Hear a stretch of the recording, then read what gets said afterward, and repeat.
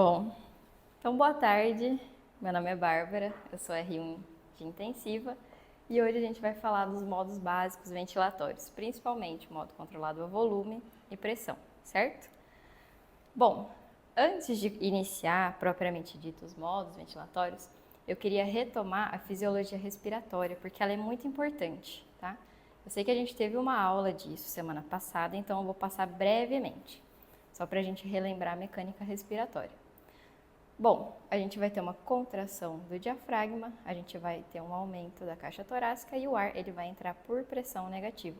Quando a gente tem um relaxamento do diafragma, o ar sai de maneira passiva. Para o ar não sair completamente, a gente tem a epiglote, que ela fecha e mantém uma pressão no ar, uma pressão expiratória final, que seria a PIP nossa fisiológica de 3 a 5 milímetros de água, tudo bem? E antes da gente entrar também, a gente precisa revisar alguns conceitos. O primeiro conceito é de volume corrente. O que é o volume corrente? É todo aquele ar que entra e sai das vias aéreas de um ciclo ventilatório. Quando a gente está falando de ventilação mecânica, a gente fala que tem um volume corrente geralmente de 6 a 8 ml por quilo de peso predito. Outro conceito que a gente tem que revisar é o volume de reserva expiratório, que é todo aquele ar que eu consigo expirar forçadamente depois de uma expiração normal.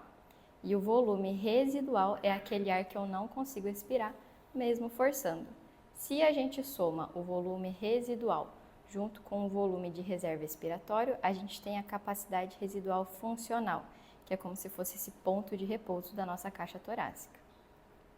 Trazendo um gráficozinho, só para a gente poder elucidar melhor, aqui seria o volume corrente, todo o ar que entra e sai no nosso ciclo, o volume expiratório, que é quando a gente força, e o volume residual em rosa, que é aquilo que a gente não consegue expirar. Por que é importante ver a fisiologia respiratória mecânica? Porque quando a gente intuba um paciente, a gente vai perder totalmente esse equilíbrio, inclusive porque vai ter um tubo ali impedindo, por exemplo, a epiglote de fechar e fazer aquele PIP. Então, quando a gente intuba um paciente, aquela capacidade residual do pulmão ela é alterada. Então, por exemplo, se eu consigo reduzir o volume residual de um paciente, a gente pode favorecer a microatelectasia. Então, por isso que a gente sempre tem que lembrar do conceito de PIP, que é a pressão positiva no final da expiração, para, por exemplo, impedir a atelectasia e tudo mais. Por isso que é importante a gente reforçar a fisiologia respiratória antes disso, tudo bem? Outros conceitos importantes antes da gente introduzir esse tema seria o conceito de stress e strain, que são basicamente fenômenos mecânicos. O conceito de stress ele é equivalente à pressão transpulmonar, que seria a pressão necessária para eu conseguir expandir o pulmão, que é essa relação de força sobre área. A partir do momento que a gente exerce uma pressão no pulmão, ele gera uma deformidade. Essa deformidade alveolar é o strain. E a gente tem dois tipos de strain, o strain estático e o dinâmico. Quando a gente está falando de uma deformidade alveolar estática, estamos falando de conceitos de PIP e pressão de platô. Quando estamos falando de strain dinâmico, estamos falando de driving pressure.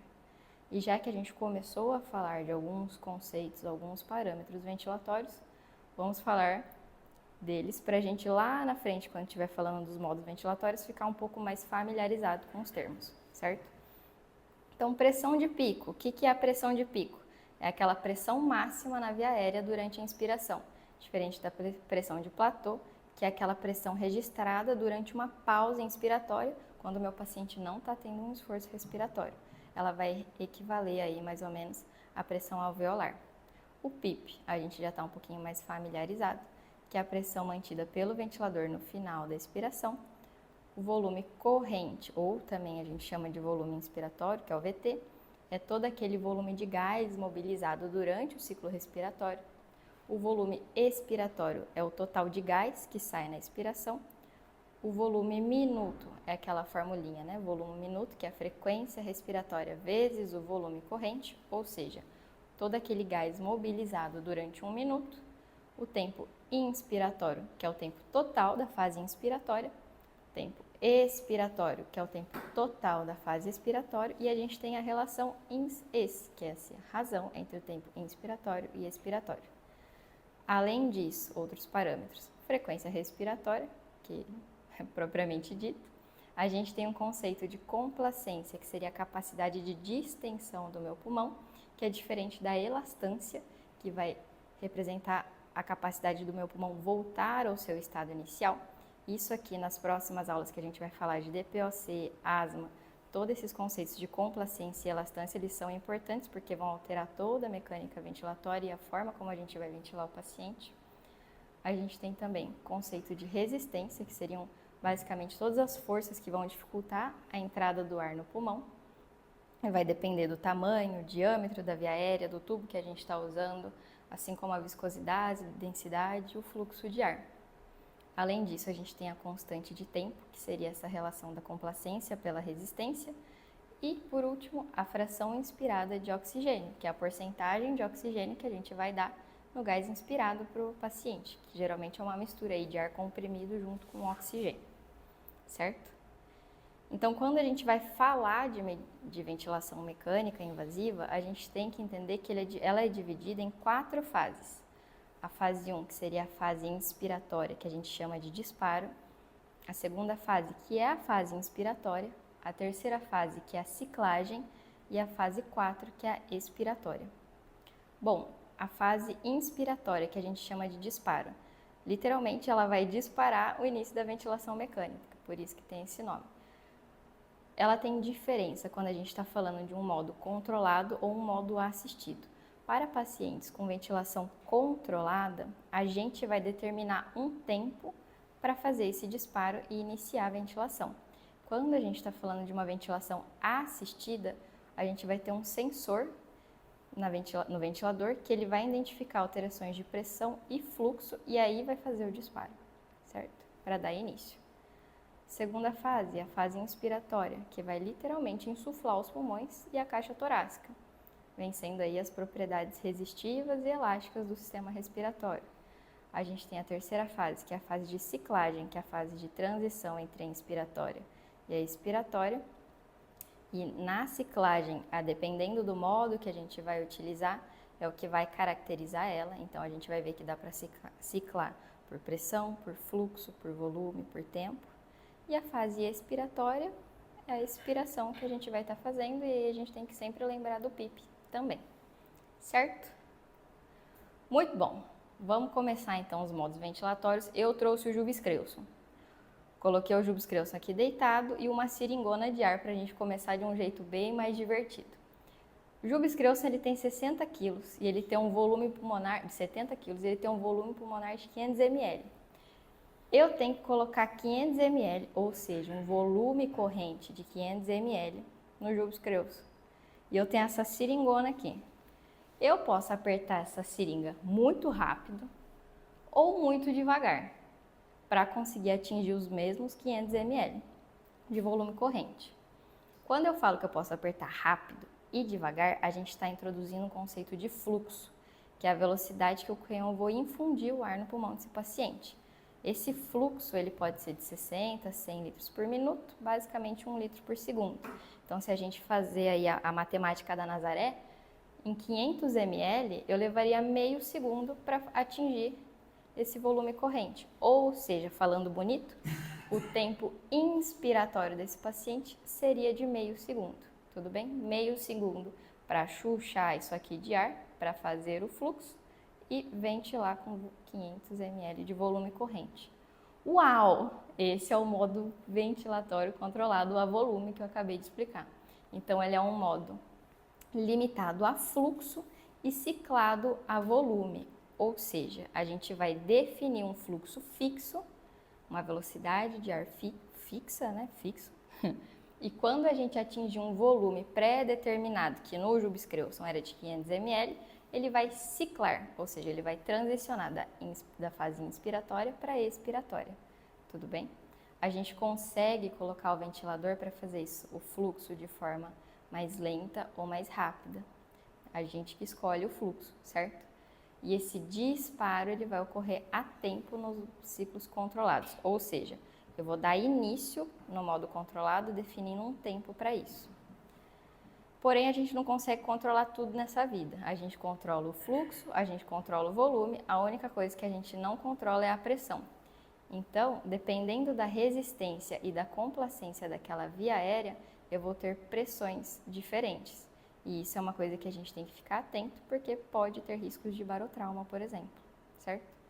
Então, no modo controlado a volume, a gente vai definir o volume corrente, o padrão da onda de fluxo, o pico de fluxo inspiratório, PIP, FI de O2, frequência respiratória, e a sensibilidade do disparo. Vou falar disso mais para frente, mas só para a gente ir se familiarizando com as curvinhas. Aqui no volume, a gente vê que tem um volume de 500 ml para todo mundo e um fluxo constante de 40 litros por minuto, e a pressão aqui que a gente não consegue controlar, mas a gente vê que é um fluxo fixo e um volume fixo, certo?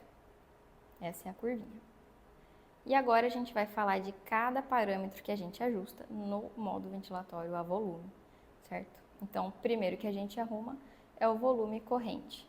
A gente ajusta sempre pela altura e pelo sexo, iniciando de 6 a 8 ml por quilo de peso pedido. A gente tem a matemática aqui, a formulinha, para conseguir ver qual que é o peso predito de cada paciente, tudo bem? Isso aí é de boa, é só colocar na fórmula e na calculadora. Determinando o fluxo inspiratório. Em alguns ventiladores a gente consegue selecionar a forma de onda de fluxo, que seria essa velocidade com que a gente infunde, né? A gente tem a onda quadrada, descendente, ascendente e sinusoidal. Hoje em dia, essas daqui, a ascendente e a sinusoidal, elas não são tão utilizadas. A gente utiliza muito mais a quadrada e a descendente, certo? Porém, aqui vocês veem que é uma velocidade constante, que eu estou infundindo o ar, basicamente. Então, é um fluxo constante. Aqui, o fluxo ele é decrescente, ou seja, é uma velocidade que ela vem e vai reduzindo. Se é uma velocidade que vai reduzindo, a minha pressão de pico, aquela pressão máxima na inspiração, ela é reduzida, certo? Então, o tempo inspiratório que eu preciso para colocar todo aquele volume, pensando que a velocidade com que o ar está sendo infundido está caindo, é um tempo que eu preciso ter um pouquinho maior. Fica mais fácil quando a gente coloca na imagem. Aqui, ó, para fazer o mesmo volume de 500 ml. Numa onda que é decrescente, a velocidade aqui ela vai caindo, o fluxo vai caindo, eu preciso de um tempo maior para fazer esses 500 ml. Só que agora, numa onda quadrada, se eu chuchar de ar isso aqui, o tempo que eu chucho o ar aqui para conseguir um volume de 500 é um tempo muito menor, certo? Então, isso aqui faz diferença, dependendo do nosso paciente. Outra coisa seria a sensibilidade do disparo. Em pacientes com modo controlado, eu já falei que a gente vai definir um tempo para isso. Mas, qual que é a diferença do modo assistido para o controlado? No assistido, a gente vai ter um sensorzinho e aí o ventilador ele vai alterar, vai perceber alterações de pressão e de fluxo. Aqui nesse caso, alteração de fluxo, ó, o ventilador vai ver isso aqui e ele vai dar o disparo. Falar, alterou aqui, vai, começa, pum. E aqui é a mesma coisa, alteração de pressão e dá o disparo para o ventilador começar. Essa é basicamente o que acontece no modo assistido. Cuidados específicos que a gente tem que ter quando a gente está ventilando a volume. Falei, a gente não controla tudo nessa vida. A gente está controlando o fluxo, está controlando o volume, a gente não controla a pressão. Então, se a gente tiver uma resistência, uma complacência de um paciente diferente, a gente vai ter uma pressão também diferente. Então, a gente pode ter pressões maiores nessa via aérea que podem, por exemplo, induzir a barotrauma. Então, a gente sempre tem que estar, quando estiver ventilando a volume, prestar atenção na monitorização de pressão de pico, platô e distensão alveolar, certo? Quando que eu uso o modo ventilatório a volume? Seria quando a gente quer um controle rígido desse volume corrente ou desse volume minuto. Então, por exemplo, quando a gente precisa controlar melhor PaCO2, paciente neurocrítico, hipertensão intracraniana, e assim vai. Mas eu não estou contente de controlar isso ventilando o Jubes Crewson a volume, certo? Só que agora eu não quero usar aqueles parâmetros, eu quero usar outros parâmetros, eu quero usar pressão e tempo. Quando a gente usa esses parâmetros aqui, a gente está falando do modo ventilatório a pressão controlado. No modo ventilatório a pressão, a gente vai limitar a pressão e vai ciclar a tempo. Ou seja, a gente vai fazer uma pressão constante na via aérea desse paciente por um determinado tempo. Então, quando esse tempo acaba, o ventilador ele faz a ciclagem, certo? Então, nesses casos, como a gente também não controla tudo nessa vida, a gente vai controlar a pressão, a gente vai controlar o tempo, mas o volume corrente ele não vai ser controlado. Então, dependendo da pressão e do tempo que a gente vai utilizar, e a propriedade, né, mecânica do sistema ventilatório do paciente, vai alterar esse volume corrente, certo? Então, aqui, quando a gente vai exercer uma certa pressão constante na via aérea do paciente, a gente vai infundir um fluxo. Só que vocês concordam que se eu continuar infundindo o fluxo aqui, todo momento ele vai exceder essa pressão que eu estabeleci? Porque ele vai estar jogando ar aqui e a minha pressão vai continuar subindo. Então, qual que é o esqueminha do fluxo? Ele joga um fluxo e ele vai decrescendo só para manter a pressão que eu estabeleci, certo? Então, na ventilação à pressão, a gente vai definir essa pressão inspiratória, o PIP, o tempo inspiratório, o tempo de subida, que é o rise time, que é basicamente isso aqui que eu vou explicar mais para frente, FiO2, frequência respiratória, e a sensibilidade do disparo é a mesma daquela que a gente conversou a volume. Então, como que a gente define esses parâmetros específicos no modo à pressão? A pressão ela vai ser fixa e ajustada durante um tempo inspiratório pré-determinado para gerar um volume. A gente ajusta a pressão e o tempo visando um volume também de 6 a 8 ml por quilo de peso perdido. E se no modo a volume a gente monitorava a pressão, porque era um fator que a gente não conseguia controlar, aqui vai ser o inverso. A gente não controla o volume corrente. Então a gente vai monitorar o volume corrente que essa pressão vai estar exercendo para que a gente não tenha, por exemplo, um baixo volume, enfim, durante a ventilação. O tempo inspiratório, como que funciona?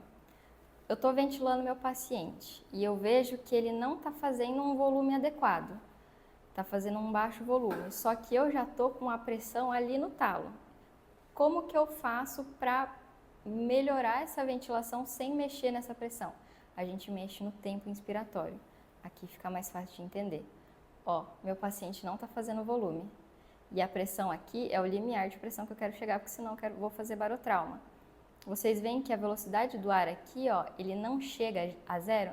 Você vê que ele podia colocar mais ar para poder fazer esse volume, só que ele não está conseguindo. Como que eu faço para melhorar isso? Eu aumento o tempo inspiratório. Eu dou mais tempo para o fluxo de ar conseguir entrar no meu pulmão. Então, eu aumento o tempo inspiratório e eu aumento um volume corrente no meu paciente sem mexer na pressão. Assim fica mais fácil de ver, certo? E aí, esse fluxo a gente consegue mexer na sua aceleração, que é o conceito de tempo de subida, rise time ou slope. Se a gente coloca um fluxo em determinada velocidade, a gente tem um determinado tempo. Se eu coloco um fluxo muito rápido, um tempo de subida muito rápido, a gente exige um tempo mais curto. Se eu coloco uma subida um pouquinho mais devagar, eu preciso de um tempo a mais. Ah, não entendi nada, vamos ver. Então, por exemplo, mesma pressão de 20. Se eu atinjo essa pressão de 20 em um fluxo de ar bem rápido, uma subida rápida, eu tenho uma pressão aqui muito mais alta. Agora, se eu coloco uma rampa de subida, né, mais devagar para atingir a mesma pressão, o meu... Opa. Não. Aqui, a minha velocidade de pressurização na via aérea, ela é mais lenta. Então, ó, aqui a velocidade de pressurização da via aérea, ó, tá próxima de 100. A velocidade de pressurização da minha via aérea aqui, ó, quando eu diminuo esse tempo de subida, tá próximo de 60. Então, a gente consegue fazer a mesma pressão, só que com uma pressurização diferente, certo? Esse é o rise time. E quais que são as indicações principais aí do modo controlado da pressão? Qual que é a principal, né, vantagem do modo controlado da pressão? por ele ter esse fluxo mais decrescente, ele é mais confortável do que quando a gente ventila volume, que é um fluxo constante, né, para o paciente. E além disso, a gente consegue limitar essa pressão, então a gente evita barotrauma. A principal desvantagem do modo controlado à pressão é que a gente não consegue definir com certeza o volume corrente que esse paciente vai fazer. Então, quando que a gente indica o modo controlado à pressão? Seria em pacientes com uma sedação mais leve, um esforço inspiratório preservado, né, para maior conforto e assincronia. É isso. Muito obrigada.